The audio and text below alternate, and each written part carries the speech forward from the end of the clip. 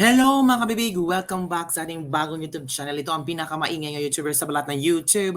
Ako si Kabibig, maglebak-lebak at with evidence. Naku mga kabibig, kung saan ka man sa sulok ng mundo, lahat ng mga OFW manood sa aking live. Salamat po.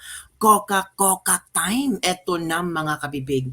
Naku, sobra yung panghihinayang ng isang netizen at ang ginawa niya ay ginunting niya ang Uniteam t-shirt niya. Nako, sino ba dito ang parang nawala ng gana? Sino dito ang nabudol? Comment below.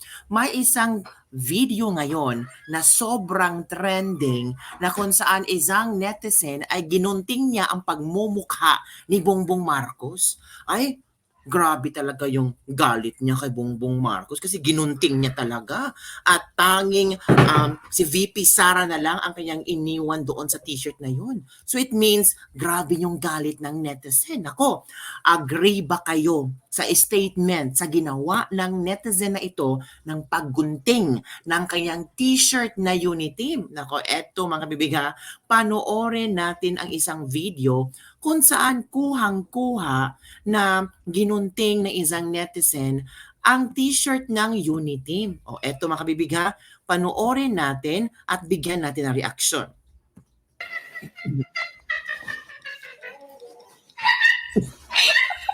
Hindi ako manghinayang na punitin ang damit na to kasi Hindi ako maghinayang na punitin ang damit na ito. So it means talaga, grabe na yung galit ng mga tao. Pero kabibig, bakit hindi ramdam ni Marcos ang galit ng mga tao?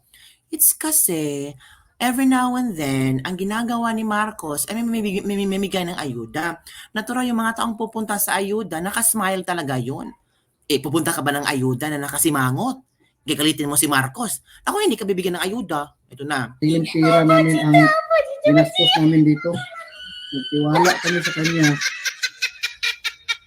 dahil kala namin siya ang magbibigay ng kaginawaan sa mga Pilipino. Hello. Pero ngayon, puro gulo ang nasa bansa natin. Sabi ng isang netizen, sabi niya, naniwala kami, nabudol kami kasi akala namin siya yung magbibigay ng kaginhawaan sa Pilipinas.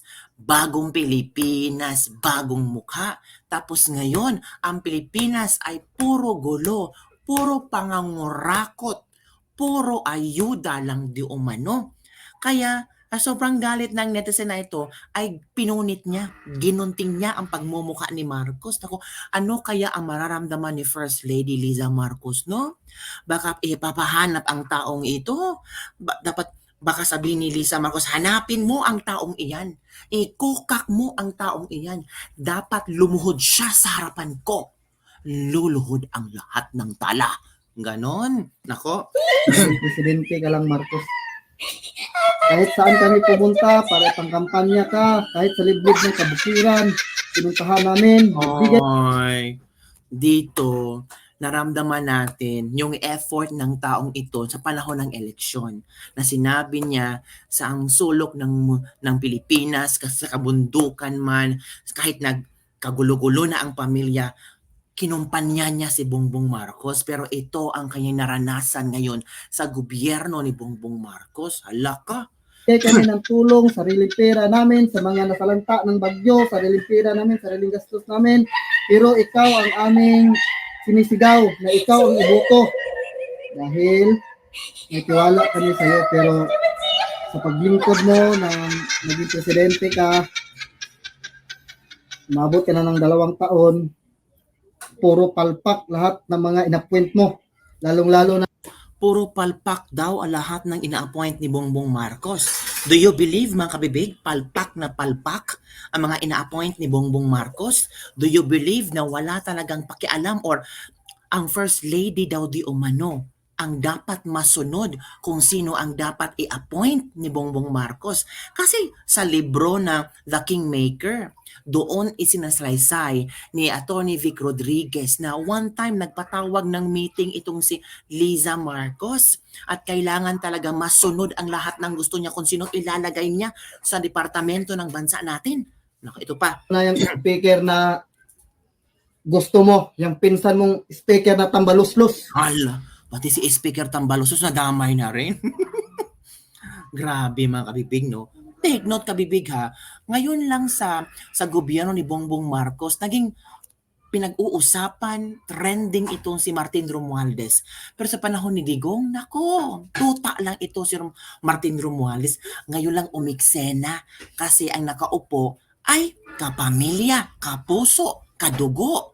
Ito pa. Yan, di kami manginayang na punitin ang sariling pera namin ginastos namin ito. Hala, sariling pera ang ginastos namin dito at hindi sila sasayang. Kita.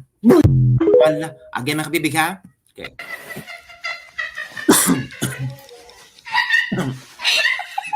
Hindi ako manghinayang na punitin ang damit na to kasi sariling pera namin ang ginastos namin dito. Wala kami sa kanya dahil kala namin siya ang magbibigay ng kaginawaan sa mga Pilipino. Pero ngayon, puro gulo ang nasa bansa natin. Naging presidente ka lang, Marcos. Kahit saan kami pumunta para pangkampanya ka, kahit sa liblib ng kabukiran, pinuntahan namin, nagbigay kami ng tulong, sariling pera namin sa mga nasalanta ng bagyo, sariling pera namin, sariling gastos namin. Pero ikaw ang aming sinisigaw na ikaw ang iboto. Dahil may tiwala kami sa iyo, pero sa paglingkod mo na naging presidente ka, umabot ka na ng 2 taon, puro palpak lahat ng mga inappoint mo. Lalong-lalo na yung speaker na gusto mo, yung pinsan mong speaker na tambaluslos. Yan, di kami manginayang na punitin ang sariling pera namin ginastos namin ito. Wala. So yun mga kabibig, inilabas na talaga ng mga netizen ang galit nila kay Bongbong Marcos. At ito ang ilang-ilang mga komento ng ating mga netizen. O, ito ang kailang komento tungkol sa video na iyon. Ang boto nyo naging buto. Ito pa, maling-mali kasi ang binoto nyo. Mas nanalo ang kakamping. Daming bobo kasi na paniwala sa unity. Sinumpa ng aking pamilya ang magnanakaw na yan. Oo, nabudol kami. Pero sana ang mga Pilipino sa susunod na eleksyon ay hindi na rin mabubudol. Mga kamag-anak ko na budol has already left. Kawawa sila.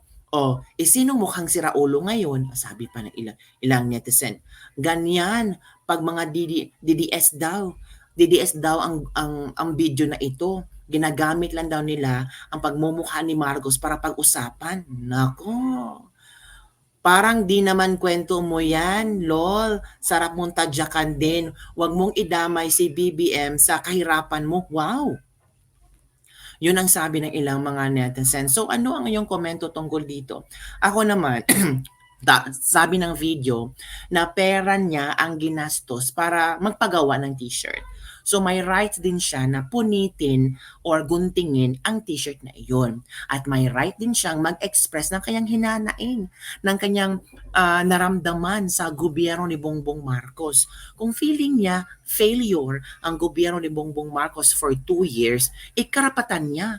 Kasi tao din ito, nag-obserba din ang taong ito at naramdaman din niya na wala talagang progresibo ang Pilipinas ngayon. Ikaw, naramdaman mo ba bilang isang OFW for 2 years na nakaupo si Bongbong Marcos? Kumusta na ang kanyang mga promises tungkol sa mga OFW? Meron bang nagawa? Kumusta ba? May programa ba si Bongbong Marcos sa mga OFW? Naramdaman nyo ba ang presensya ni Bongbong Marcos sa mga OFW? Oo kabibig, naramdaman lang namin kung bibisita siya sa lugar namin. Pero wala siyang promises na binigay. Puro hi and hello, pa-smile-smile, pa-epek-epek. O diba? So yun ang naramdaman nyo. So kasalanan ba ng taong ito na ilalabas niya ang kanyang damdamin? Diba? So mga kabibig, mga OFW, malapit na ang SONA ni Pangulong Bongbong Marcos ngayong July 22. Handa ka bang makinig sa good news or sa kanyang achievement for 2 years, for few months, 2 years? Mga kabibig, handa ka bang makinig? Handa mo bang buksan ang isip at puso mo para bigyan muli ng pagkakataon si Bongbong Marcos na i-lead ang Pilipinas. Of course, he will lead for 6 years. So, 4 na taon na lang ang kulang ni Bongbong Marcos. Sana, this time, ay ma-prove niya ang worth ng votes ng maraming 31 million Filipinos na niwala sa kanya. Comment down below and don't forget to like, subscribe, and share this video. Bye everyone! See you next time. Grabe!